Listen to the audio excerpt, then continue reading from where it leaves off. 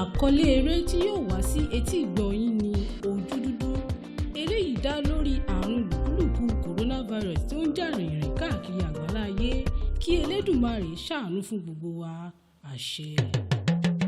Kòró ń bẹ níta, kòró ń bẹ níta, ẹ̀yin èèyàn wa ẹ ṣọ́ra fún coronavirus. Ó yá o. Kòró ń bẹ níta, kòró ń bẹ níta, ẹ̀yin èèyàn wa ẹ ṣọ́ra fún coronavirus. Kòró ń bẹ níta, kòró ń bẹ níta, ẹ̀yin èèyàn wa ẹ ṣọ́ra fún coronavirus. Bọ̀dá Àjàní. Ibi lẹ jókòó sí. Kàmú. Àti àdúpẹ́ lọ́wọ́ Ọlọ́run. Ẹ̀yin náà lè wá jókòó jẹ́jẹ́ báyìí. Àbí orí. Ẹ̀yin bọ̀dá mi. Ní ìsìn báyìí tọ́lọ́run ti wá kóyan nú àìsàn lùkúlùkù coronavirus báyìí. Kẹ́ ẹ yá rí pé gbogbo ohun tí wọ́n kà lé ń lọ nígbà fẹ́ discharge kò isolation center. Kẹ́ ẹ rí pé ẹ bójútó gbogbo ìbòmú tẹ́lẹ̀ máa ń lò. Kẹ́ ẹ yé dì máwọn èèyàn kẹ́ ẹ yé bọ̀wọ́ àbádìí kí. Bí ìsìlẹ̀sùn lẹ́yìn jáde yẹn fẹ́ lọ ráwọn ọ̀rẹ́ yín. Kẹ́ ẹ rí pé ẹ bójútó gbogbo ẹ o. Ó tiẹ̀ ká dúpẹ́ lọ́dọ̀ Ọlọ́run ni àìsàn kòró bá ń wọ ó kàn mí kòró èmi náà kàn kú lóòótọ́ ọ̀pọ̀lọpọ̀ àjẹ ara nẹ́fìlà mọ́kànlélógún asẹ́kàfẹ́ lọ́nà bíi 100 sórí nígbà tí mò ń ka àwọn ìwé sáàmù ọba Dáfídì báyìí ṣé sáàmù ọgbà kan ló sọ pé ó di gbére ṣòkòtò wèrè ikú nígbà sọ lọ́nà òwúrẹ́ sáàmù ogójì ni nínú Bíbélì kan náà. sórí mo kà léra wọn ni òun gan mọ̀ pé ọkùnrin làdá ó kó lọ ń bá pàdé. Bọ̀dá Àjàní kí á ló sọ mọ̀ tí sáré bọ̀. ẹ̀gbọ́n mi. Àṣàkẹ́ dúró ìbọn lọ sáré lọ mọ́ dàtà lulẹ̀ oúnjẹ. àwọn ológun yẹn táwọn task force ni o. ìgbà tó wá dáwọ́ ológun kọ́ ló wà dàtà tó yẹn jẹ lálẹ́ nù kí o bá dàtà nù kí lè yẹn ó fi jẹ nísìnyí. wọ́n ní ọmọ wọlé lọ ní pé ìfìdímọ́lẹ̀ àpàpàǹdodo alágo 7 àṣálẹ́ sí aago 6 òwúrọ̀ ti fẹ́ bẹ̀rẹ̀ báyìí ni. níbo nípínlẹ̀ Ọ̀yọ́ yìí náà bí bo. bẹ́ẹ̀ ni o ìpínlẹ̀ Ọ̀yọ́ yìí ni. nípínlẹ̀ Ọ̀yọ́ yìí wọ́n tún ní ọmọ bòde mọ́ tẹ́mi fẹ́ ṣe lọ ṣèdúpẹ́ ńlẹ̀ àjọ aládùúgbò kan tó bá súnmọ́ tòsí. níbo tó lò sọ́ọ̀sì ò lè sí ní ìsìn. ìsọ́ọ̀sì wo ti. rárá o alẹ́ lèmi fẹ́ lọ ṣe sóòrù ti tèmi sóòrù.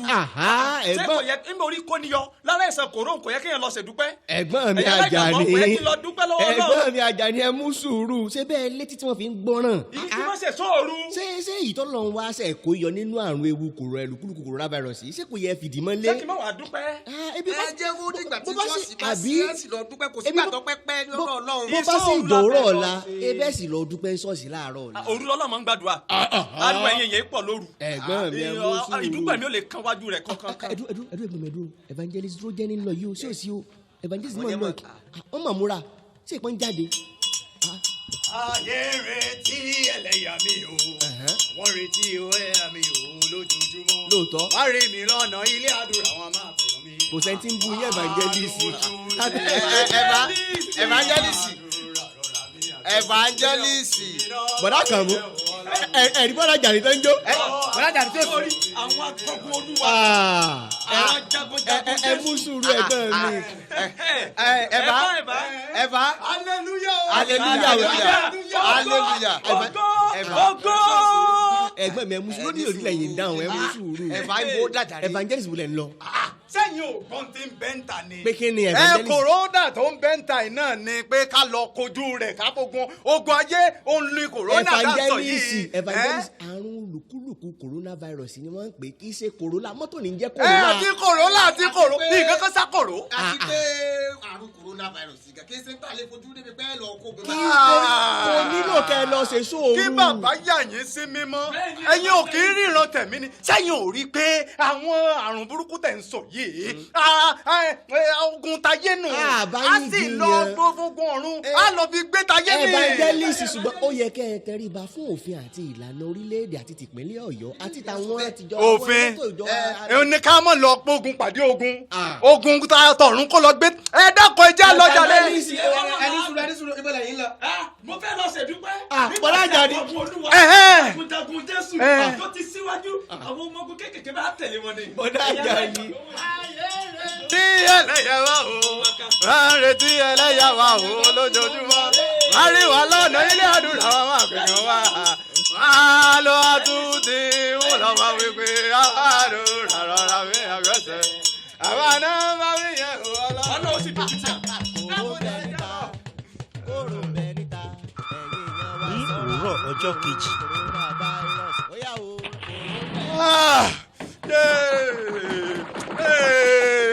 ẹ bá ń dákun ẹ sílẹ̀kùn. Ṣé sọ evangelist èmi evangelist ni o. evangelist mo ń bọ̀ mo ń bọ̀ mo ń sí evangelist ò sí ojú ìmọ̀ kan. èsè tí ìwà ṣe kọ́ mi sílẹ̀ báyìí. evangelist kí a ló ṣẹlẹ̀. ẹ dákun ẹ jẹ́ ìwé wò ó mo béèrè àwọn task force ni o. task force níbo àwọn task force ni. kí a ló ṣẹlẹ̀. ẹgbẹ́ mi. bọ̀dá Àjàní ńkọ́. sẹ́rí ní obìnrin mọ̀dá Àjàní gangan ni kí ló ṣẹgbọ́n mi olànà rẹ̀ ṣe mí jù o. kí ló mú wọn sẹ́rí àná ara mi kò ṣe mí o. lọ́nà wo. àwọn task force àtàwọn sójà wọ́n ti gbé bọ̀dá Àjàní lọ sí Ìyàgànkú o. bọ̀dá mi lọ Ìyàgànkú. wọ́n ti gbé wọn lọ Ìyàgànkú. àná ti gbé wọn lọ Ìyàgànkú tí wọ́n gbọ́ ni. abẹ́wà gbà mí bọ̀dá wa ti wà tẹ̀sán wọ́n ti gbé wọn lọ tẹ̀sán o wọ́n ti gbé wọn lọ tẹ̀sán. sáà sọ fún yín nígbà tẹ ẹ kẹsẹ̀ lẹ́sẹ̀ ń bí tẹ ẹ ní ẹ̀yẹ ẹ fẹ́ ṣe sòrò ẹ fẹ́ kógun ọ̀run lọ kógun ayé ṣé ó tẹ yín nìsín. ẹ pẹ̀lẹ́ Àṣàkẹ́ ó wà lọ tóbi bọ́dá wá fẹ́ evangelist ọ̀run wọn mọ̀ ti wọ́. ọmọ burúkú ń dájú pọ̀. tẹ́lí ti yóò dùn mí o ó kọ́ ló wulẹ̀ ròyìn ti yín. kíni. wọ́n tẹ gbàgẹ́gẹ́ ló kọ́ àbúrò ròyìn wa wọ́n kàn bá yín sí dúró jayé ni sẹ́ẹ̀rí bẹ́ẹ̀ ṣe wà yìí ìyà tó fìtì yín nù sẹ́ẹ̀rí àìgbọ́ràn yín. sọ ìbáyé.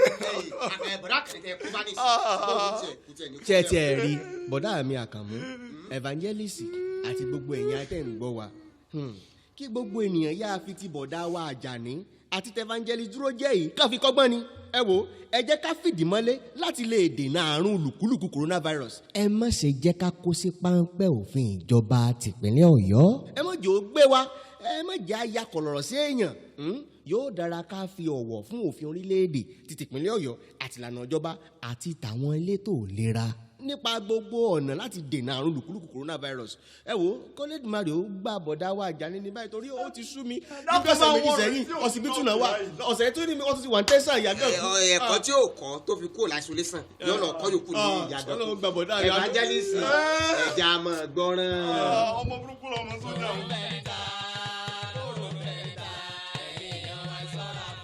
ẹ̀yin èèyàn wa ẹ jẹ́ ká gbọ́ràn sí òfin fífìdí mọ́lé láti ọwọ́ ìjọba ìpínlẹ̀ Ọ̀yọ́ níbí láti aago 7 àṣálẹ́ di òwúrọ̀ ní aago 6 ni. ẹ jọ̀ọ́ lágbára Ẹlẹ́dùà àrùn lùkúlùkù kòrónà yìí kò ní bá wa o kò sì ní ya ilé wa o àṣẹ.